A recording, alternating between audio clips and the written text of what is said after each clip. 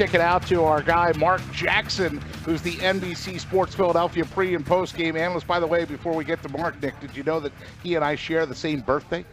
That's very interesting. He's 4 years younger than me, though. Can you guys talk to each other via your we mind? do not have like January 16th telepathy. No, that does not exist. But I will say this. First of all, the guy's taller than me. And second of all, he's clearly better looking. So, I mean, this is just I'm coming out 0 for 2. Isn't that right, Mark, my Temple buddy? I mean, hey, if that's how you pitch it, I'll take those 2 wins real quick. Sixers Blazers tonight. You got to be licking your chops a little bit at the fact of will Joel play? What kind of performance are they going to give? There's so many storylines to get into. Let's start with Joel and the performance that he had on national TV and on NBC Sports Philadelphia at the Garden. Do you remember your first time playing at Madison Square Garden and what you think that was like for him on Christmas Day? Well, my first time playing in the Garden was a total different recap of what Joel did. I remember I was with the Golden State Warriors my rookie year. That was one of our first regular season games. I was killing in preseason, and during our first game in the Garden, I had 40-something people there, and Coach David Collins didn't play me not 1 minute. So that was my first aspect to start. I was kind of minute, and he didn't play me 1 minute. So, you want to have just a slightly different performance. But, hey, I think it all started with that foul by Jared Jack hit Joel like that. Flagrant foul, which is very unnecessary. That really got Joel going and really got him propelled the 76ers to victory in that game. Yeah, don't make Joel mad. That's kind of a theme, I guess, that we've seen, that an angry Joel Embiid can be an effective Joel Embiid for the Sixers. They're 15-18. The Blazers are 17-16. What other takeaways did you have in that Sixers win against the Knicks? Another thing I took away was just how Joel was dead tired to me. He was tired. He was really fatigued in that game. But in the defensive end, he made some critical plays that helped keep the course in the Sixers' favor throughout the second half of that game. But also, just looking at the Sixers, Ben is just being Ben. He's not trying to really shoot the ball or score the ball. And it just brings back, the importance of J.J. Redick. And not only him, but the importance of T.J. McCollum, who once again, to me, just proved that he is the glue, the staple, one of the staples of this 76ers young ball club. Couple names that could be back in the lineup tonight, or at least one, in Justin Anderson, hoping to return tonight. But the other name, Marc Jackson, that everybody keeps repeating, and he's on the trip, is Markelle Fultz. He yelled, "Put me in, coach," when he walked by Brett Brown the other day, and the microphones picked that up. What's your whole take on this Markelle Fultz situation? Are we ever going to see this guy being effective? I think we will.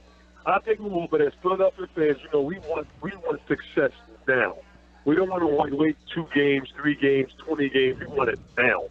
So I just hope that he is completely healthy. The verdict is all of the soreness, all of this discomfort is out of his shoulder. He's able to lift his shoulder up like normal to match the other side. I just want him to make sure he's prepared physically, for the game coming in. But to get that game experience can do nothing but help him and help this 76 ball club. But I stress that I hope he truly waits until he's 100% when lose discomfort, because he can't afford him to come in, play a few games, and then talk about load management, and talk about minutes restriction, and then he's out of game until I don't want to see that. I do not want to see that. If you need to hold him out another 5 to 10 games, guaranteed he can play him so he can get his rhythm and not worry about playing 5 games, sit 2, playing 3 games, sit 1. And if you need to hold him back 2 games, go ahead and do that. But when you bring him and he wears that 76 uniform again this season, make sure he's prepared to go out and battle every single game. Because I think if he can go give this 76 team buckets off the bench, I think that's a key part to this team. Mark, it's Nick Cosgrove. Thanks for joining us. Going back over to Joel Embiid, he's obviously the biggest key to this team's success. I mean, they really haven't found it when he's not in the lineup, and you really can't count on him being in there all 82 games. But is it concerning to you, the fact that they haven't really found that type of success without him in the lineup? I mean, whether it's Ben Simmons trying to carry the team himself or the inconsistency of all their shooters. I mean, what really is the issue with the Sixers when they don't have Joel Embiid in the lineup? I mean, is that a testament to Brett Brown's coaching? Yes, I think Brett Brown is doing the best he can with what he has to work with. That being said, with Joel in and out the lineup, with Ben not shooting the ball, not scoring the ball like he did the first month of the season. And then shooters are going to be shooters. You know, Ray Allen, even JJ to this day, Steph Curry, they're going to be up and down. But what kind of has me scratching my head is the 76ers don't have one shooter. They don't have just JJ. I think Jay Bellis is a very Jared Bellis is a very adequate shooter. Roll Cole is a streaky shooter. So it can't be no games where all three of those guys are open, or those guys that are hitting. One of them always has to be on and hitting.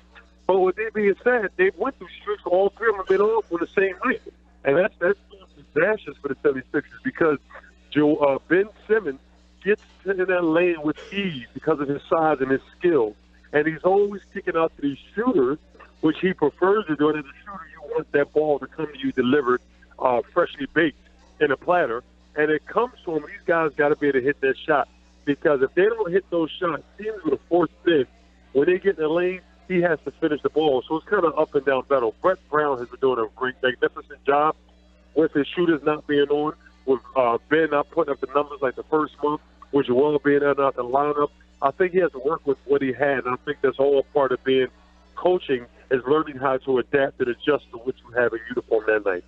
Now, you mentioned Ben Simmons and those shooters as well. As, you know, when you have Ben Simmons playing the point guard position, I mean, he's a huge point guard, 6'10". He can obviously drive the lane and do all these nice things in the paint. But you mentioned that he likes to kick out to those shooters, and when those shooters are inconsistent, wouldn't you think that's more of a? Wouldn't you think that would kind of alarm Ben Simmons a little bit to say, hey, I need to take a jump shot once in a while, or is he really not? Or is he still not confident in his jump shot? Because I would think Ben Simmons can be a much more dominant player if he starts developing that mid-range game and not just taking the ball to the hoop every time. Yes, of course. The more skilled you are, the more you can add to your tool belt, the better of a person you are. You know, with Ben Simmons, to me, he still is finding his way. I know people say, well, how is that with his numbers? The first month or two was magnificent. But for me, Ben Simmons is still trying to find his way as far as trying to find out how to score the ball. Because for me, with his size, I really think he should be able to score the ball with ease. The teams are trying to figure out if he put a bigger guy on him, a smaller guy on him, somebody to make him handle the ball, somebody to make him shoot the ball. You know, when he can hit that mid-range, he'll be very unguardable. But right now, for the 76ers to be successful, he has to be able to, for them to be good, they need another scoring option. And him being 6'10", 245 pounds, I truly believe that he should be able to, when he's under that basket, for him to really dunk that ball in sometimes. Sometimes he gets directly under the rim. And when the eyes are on you, he turns and kicks the ball out to these three-point shooters. I would prefer to take the easy dunk. What I mean by easy, it's all irrelevant. But for Ben, it's easy for him under the basket. At least go up and get fouled. You know, something of the sort, instead of just kicking out and relying on the shooters to hit those three-point shots. Now you mentioned the big man, and Ben Simmons obviously is one of them, but staying away from him now, and going back to the overall theme of Embiid, in or out, you know, even with him in there, and especially with him out of the lineup, shouldn't we be seeing more Rashawn Holmes? I feel like whenever he's in, he provides that nice spark off the bench, and he can give you quality minutes. I mean, shouldn't we be seeing more Rashawn Holmes, or is it just not in Brett Brown's best interest in the type of rotation he wants to put out for his game plan? You know what? That's a touchy subject for me and a lot of people that are watching the game, because I've been calling for Rashawn Holmes even when Nerlens Noel was in the lineup, and I know people said Nerlens Noel is this, Nerlens Noel is that, but to me, I think Rashawn Holmes is a Nerlens Noel type of player with more offensive touch around the basket and more range. So for me, I've been calling for him to get more minutes, but unfortunately, Brett Brown doesn't see it that way. He prefers to go to Amir Johnson because I guess he wants some more veteran leadership off the bench. Somebody that can bang a little bit, get some more rebounds, get in, fight, tussle a little bit. But I really think Rashawn Holmes can give you that. I think he can give you all that. And I don't know why they're not playing him more, but I think he can really help this team. I think it's up to Brett Brown to go decision to help the ball club win. But what I have seen personally is Brett Brown goes to Amir first, and then if Amir is not panning out that particular day, then he'll give Rashawn Holmes some minutes. But I think Rashawn Holmes has been consistent with the minutes he's receiving. Marc Jackson with us, Sixers pre- and post-game analyst for NBC Sports Philadelphia. You can follow him on Twitter at Jacko2544. Hey, Mark, I mentioned Justin Anderson expected to play tonight, expected to come back. He's missed 19 games, and now he'll be out of the suit and in the uniform. Justin Anderson does get a lot of the headlines. Mike Gill and I talked to him at the Summer Shore Tour down in Cape May, I think we were, at the Icona Beach Resort, and he's a role guy, but role guys play a role, right? I mean, what can Justin Anderson bring to the lineup if he's able to come back and get some minutes tonight? Another big, long defender. You know, Justin is a big guy. He's a strong guy. He's built like tape, you know, but he has improved his three-point shooting and able to hit that three this year because for the 76ers, when they're standing the wall on the court, if you can't hit the three, you can't play because you just close that side of the floor off for the 76ers. So you have to be able to hit that. And Justin Anderson has struggled with that last year. But this year, before he went out, unfortunately hurt with that little injury, he was hitting the three. So it was helping open the floor up for not just him, but for his teammates. But he gives you another adequate defender, a bigger defender with him on the floor. Somebody can get you a couple of rebounds. He's just so big and strong. You know, he can provide the 76ers with some more energy as well as TLC, but as more some more of his length helps his team defend. Marc Jackson with us. Hey, Mark, you know I'm a loyal fan of NBC Sports Philadelphia. I watch a lot of the shows when they come on, and I was talking to Nick before you joined us about I saw Jason Tatum said there was some highlight last night that ran by, you know, when you're kind of half watching, you're like, ooh, that was pretty nice. Eddie, what do you say to the Sixers fans out there that are up in arms because they're like, man, there's that Tatum guy killing it in Boston. We made a mistake. You know, I tell the fans this, look, if Tatum only had 2 points a game, and them 2 points was some kind of spectacular offense display where he's able to make it look pretty and nice, that is still better than what Fultz is giving us right now. So no matter what Fultz does, for us, personally, as 76ers fans, it still is frustrating because Tatum has given Boston something, if anything, that Markelle Fultz is not giving because he's not a uniform. When that changes, I think Markelle Fultz will balance the floor and balance the table a little bit. And I think Markelle Fultz will give us more than what people are estimating because we're just so caught up on the statue of Ben Simmons and Joel Embiid, meaning because they're present. But I think he can give us things that those two can't necessarily give us, and that's that instant scoring off the bench, which Joel is inconsistent on. But I think that's something Ben is still working on. And another ball handler that doesn't need somebody else to create his shot, he can create it for himself and for his teammates. So just be patient, and when Markelle Fultz get in on him, he's going to give us something. Yeah, Tatum 18 points last night on 6 for 12 shooting. He was perfect from the free-throw line. You hear that, Ben Simmons? And he was a plus 10 as well. So obviously his numbers pretty impressive last night in that 102-91 win over the Charlotte Hornets. Yeah, Mark, I mean, when you look at these rookies, and you mentioned Jason Tatum already, I mean, he's doing great things in Boston, but Markelle Fultz, when he does eventually come back, if you had to look at the Sixers' potential big three of Fultz, Simmons, and Embiid, is Fultz really the guy who's the key to this whole plan working? I know Embiid is their superstar, but if Fultz comes back and plays at the potential the Sixers drafted him to be in the NBA, is Markelle Fultz really the underlying key for the Sixers to actually become a much better team throughout this season and actually make the playoffs, and then you actually see what they can do when all their pieces are together? I truly believe this, and I said this, and I'm going to keep saying it because I'm going to stick by it. I truly believe, and when Rocco comes, I mean, not Rocco, when Markelle Fultz come back, gives us some business, gives us some work, I really think 76 are going to be in the playoffs. I don't think it's something we always might be. No, 76 will be in the playoffs. I'm going to personally put my name on that. They will be in the playoffs. What is the 76ers need? When Joel Embiid is down on the floor and that second unit is in, who do you run the offense through? Dario? Dario is now becoming his first four, which I think that is not his game. I think Dario is forced to that way. He's in a star lineup. He's playing with Ben and Joel. So he has to finish forward. I really think Dario will give us some garbage time.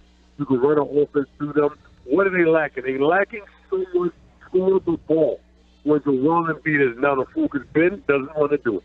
So with that being said, Markelle Fultz would give us some buckets. So I think that will help relieve some of the painful situations when we go through these scoring drops, relying on guys to keep shooting and launching these threes. You know, you keep launching these threes, you rely on those threes. That's all your mindset is based on. So we live and die by that three when we're not punching that ball in Joel. And with that being said, we struggle. The 76ers struggle at times. They struggle mightily because they missing 3 or 4 threes in a row. And the other thing, or scoring buckets, is relieving us, and we're not stopping the bleeding. That's where Markelle Fultz comes in the game. He gives us a quick 2 points. He gets a quick foul. He gets fouled, stops the bleeding, stops the momentum of the other team, and that solves a big problem that the 76ers have. Mark, is that something you just mentioned something there when you were talking about Ben Simmons that he doesn't want to do? He doesn't want to carry the load as far as having to be the scorer. That a point guard generally is a distributor of the basketball. But I think Sixers fans, I know there's times where I look at the game and think, why doesn't that guy shoot more? Because he can be so effective. It seems like he can get to the rim whenever he wants. Yes, I don't know. I'm scratching my head on that, gentlemen. I do not know why Ben Simmons would not shoot that ball, or at least be more aggressive. Shooting me doesn't say, let me shoot this three, or let me shoot this three. No, because it's been times where he shoots directly under the rim, and he still kicks it out for a three-pointer. I'm scratching my head on that. And to be honest, I don't know Brett Brown personally, but I know he and Ben Simmons has a relationship, and I wonder, when nobody's around, it's just those two gentlemen, when they talk, I wonder what they talk about. I wonder if Brett Brown is asking him, dude, shoot the ball, please. I really like to be a part of all of that. We're talking with Marc Jackson, the Sixers pre- and post-game analyst for NBC Sports Philadelphia. Sixers play the Trailblazers tonight. Chance for a series sweep, Mark. Surprising that they'd be able to sweep a team or have the potential to sweep a team like Portland. I did kind of mention that C.J. McCollum did play in the first matchup. Yeah, it'd be interesting. It's gonna be an interesting game because Portland is the furthest that we can play away from Philadelphia right now. So they're the furthest team in the NBA right now. So that trip, no matter how many days you get out there, it is an adjustment. And this team is young. Ben Simmons, Joel Embiid, a lot of these guys are young, and it's hard for them to adapt sometimes when you go to certain places. You know, Portland is one. So it's going to be quite interesting. But when this team is on, they're a very good team. But Portland, with CJ, with Damian Lillard, I mean, come on. That 1-2 punch is amazing. That's a Joe Frazier 1-2 body blow right there. You know, those two guys can really ball. But the Sixers are improving once that they can beat them, even though Portland wasn't 100% with all they got. But I think the 76ers are capable of making ways and maneuvering ways to win when their shooters is on, or Joel Embiid is playing, when Ben is getting to the rim with ease.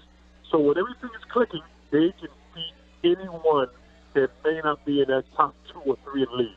Dare I say, a mighty blow, to quote Mike Tyson's Punch-Out. Mighty blow, that pairing tonight. Hey, Marc Jackson, you play in the league, so you hinted a little bit at it. What's a road trip like that starts in Portland? Did they fly out yesterday? I mean, pull back the curtain a little bit for Nick and I and tell us what that, and of course, maybe it's different than when you played, but what do you think their travel was like? Well, first, I don't think they traveled. They probably traveled 2 days ago. But that, you know, to start the road trip at Portland, it gets easier from there because Portland's the furthest away from you as far as traveling. So to start your trip out there and then kind of bring it back in home.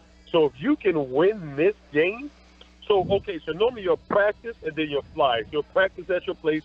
Considering we played against New York, who was that? Christmas Day, Monday. Christmas Day, Monday. So you play Christmas Day. You get off the rest of the day. You go spend with your family. You practice Tuesday. You practice Tuesday. You practice Wednesday. So then you practice Wednesday. Then you fly. Practice probably 11. Fly at 1. 6 hour, probably 5 hour trip. 6 hour trip. Get there, but then a couple hours behind. So then you relax. The next day you get up. You have shoot around. Then you have the game. But still, that's a long plane ride. Your body gets cramped up. Your body becomes dehydration from playing on that flight that long. You know, lots of Gatorade is given, hydrolyte, and then you rest. In Portland, you know, it's a very beautiful place. But in Portland, a lot after you come from the East Coast, you know, man, you end up sleeping, whether you want to or not. Portland. So, they should be well rested because they have a number of days to get in there, get up, shoot around, do a little film, and get ready for the game today. At Portland tonight at 10:30. They're at Denver. So, yes, they are working their way kind of back from west to east. At Denver on Saturday, that's a 9 o'clock Eastern tip. And then they're at Phoenix on New Year's Eve at 8 o'clock. They're playing on New Year's Eve at 8 o'clock. Happy New Year. If you watch that game on the East Coast, you'll be able to ring in the New Year. What's your work schedule, Marc Jackson? When do we get to see you? Yeah, so I work that game. I work the next two games. Not tonight, but I work the next two games, 30th and 31st back-to-back. So that 31st, I'll be working again. It's the 8 o'clock start time here on the East Coast in Philadelphia. On air from probably 8:30 to 10 post game. I mean, from 10:30 to 11:30 post game. Then immediately I have my family. We live in Villanova, but we have my in-laws live in Clifton Heights, Springfield area. Wonderful. So I'm a book it there. Hopefully I can get there within 30 minutes and say they're ringing the New Year with my family. That's what I like to hear. A year ago at this time, if I'm not mistaken, Marc Jackson was in the Florida area. We're so thrilled that he's back here where he belongs in the Delaware Valley and on with us each week on the Sports Bash on 97.3 ESPN. Thanks so much, birthday boy, you and me, buddy. I'm going to have to find some gift that has some sort of significance for 116 or something and send it to you. I'll have to message you and get your address. Oh, yeah, I'm down for that. 116 is the best day of the year. Couldn't agree with you more, pal. I was the Trailblazer as they play the Blazers tonight. I led the way so that you could come in on my day. Oh, I like that. Thank you. Thank you for allowing me to do that. Thanks, Mark. Appreciate it. Good stuff out of you. We'll talk again next week, I hope. Marc Jackson, the pre- and post-game analyst for NBC Sports Philadelphia. Find him on Twitter at Jacko24.